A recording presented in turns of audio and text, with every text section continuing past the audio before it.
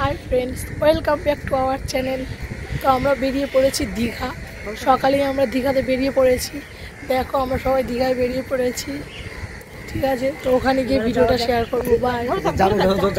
প্রথমেই বোন বলে দিল আমরা দীঘায় বেড়াতে যাচ্ছি। এবছর জামাই ষষ্ঠীতে বাপের বাড়িতে যাওয়া হয়নি, তো সেই কারণে বোন আগের দিন রাত্রেবেলা এসেছে, বোন ভগ্নিপোত আর আমরা তিনজন, টোটাল 5 জন আমরা চললাম দীঘার উদ্দেশ্যে। বজবজ জেটিঘাট চলে এসেছি আমরা। আর ওই যে দূরে একটা ভেসেল আসছে দেখছো, এই ভেসেলটা এদিকটা এলে আমাদেরকে নিয়ে যাবে, তারপর আমরা গঙ্গা পার হতে পারবো। আর দেখো সবে মাত্র সূর্য উঠছে, এত সকালবেলা চলে এসেছি। ঘড়িতে বাজে এখন 6টা, আর 6:15-তে ভেসেলটা ছাড়বে। বর্মশাই ওদিকে টিকিট কাটছে। এত সকালবেলা না এলে বোঝা যেত না যে এত সকালবেলা কত মানুষ কাজে, যে যার কাজে সে তার ব্যস্ত থাকে। দেখতেই পাচ্ছ এত সকালে কত লোক হয়েছে ভেসেলে, দেখতে পাচ্ছ? তো যাই হোক, ভেসেলটা এসছে, এসে তার ঘাটে দাঁড়িয়েছে। ওরা নেমে যাওয়ায় আমরা এক এক করে ওপরে উঠে গেলাম।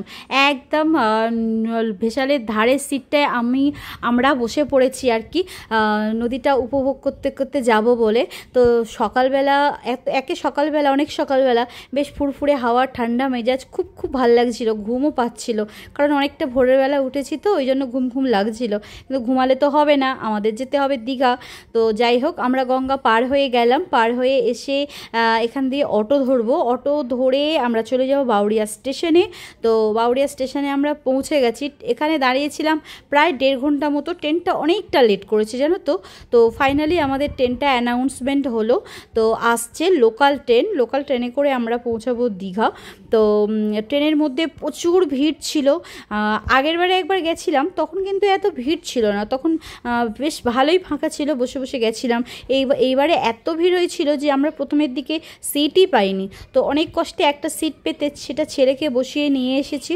তারপরে বেশ অর্ধেক রাস্তা যাওয়ার পর তবে আমরা একটা ফাইনালি ধারে ভালো সিট পেলাম। এবং ছেলে তো বিরক্ত হচ্ছিল, কারণ অতটা রাস্তা তো ওর একটু কষ্ট হচ্ছিল। তো যাই হোক, আমরা দীঘা পৌঁছে গেছি। আর দীঘায় দেখো ট্রেন দাঁড়িয়ে আছে, ট্রেন থেকে আমরা সবাই নেমেছি। আর মন্দিরটা একদম স্টেশনের কোলে, তোমরা দেখতেই পাচ্ছ সেই মন্দিরটা। তো যাই হোক, আমরা এবারে হোটেলের দিকে যাব আর কি। এই হচ্ছে কি দীঘা স্টেশন। তো কত মানুষ, একটা ট্রেনে কত মানুষ যে দীঘায় সবাই এসেছে বেড়াতে, হ্যাঁ মানে সত্যি না এলে বুঝতেই পারতাম না।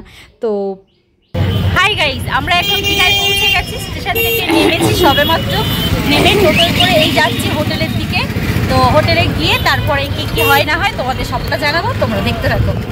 তো দুপুরবেলা পৌঁছে গেছি, তখন বাজে 12টা আর কি। প্রচণ্ড খিদে পেয়ে গেছে, স্নান করে খেলে ভালো হতো। ভেবেছিলাম যে হালকা পাতলা টিফিন করে স্নান করতে যাব।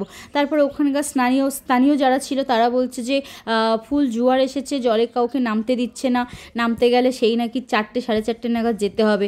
তো ভাবলাম তাহলে আর হালকা টিফিন করে লাভ নেই, সেই তো সকাল দিয়ে কিছু খাইনি, আর 12টা 1টা বেজে গেল, চলো আমরা সবাই রেস্টুরেন্টে খাই। আর রেস্টুরেন্টে গেছি, গিয়ে খাবারের যা দাম বলছে, ওর থেকে বিরিয়ানির দাম সস্তা। তো যাই হোক, সবাই মিলে বিরিয়ানি নিয়েছি। আর বোনের বর, ও তো বিরিয়ানি খাবে না, কারণ অনেকটা জার্নি করে এসছে বলে ও মাছ ভাতই নিয়েছিল। আর আমরা 4 জনে বিরিয়ানি নিয়েছিলাম। আর বিরিয়ানিটা সত্যি বলতে খেতে অসাধারণ লেগেছে, খুব ভালো লেগেছে। তবে আমার ছেলে খেয়ে সহ্য করতে পারেনি, ও একটু অসুস্থ হয়ে পড়েছিল। তো বিকালের দিকে ছেলেকে নিয়ে বেরিয়েছিলাম। তো আমি আর স্নান করিনি, জোয়ার ছিল তখন, বাজে না হলে 5টার দিকে। তখন ভাটা পড়েছে। বোন, ভগ্নিপোত, ছেলের বাবা এরা নেমেছিল, আমি আর নামিনি আর কি। হোটেলে বাড়ি এসে একটু রেস্ট নিয়েছি, সন্ধ্যাবেলা বেরোবো। ঝমঝমিয়ে বৃষ্টি শুরু হয়ে গেছে, তো আর বেরোতেই পারলাম না। একে ছেলে অসুস্থ, তার উপর আবার বৃষ্টি। তো যাই হোক, এই পর্যন্ত শেষ করছি, বাই।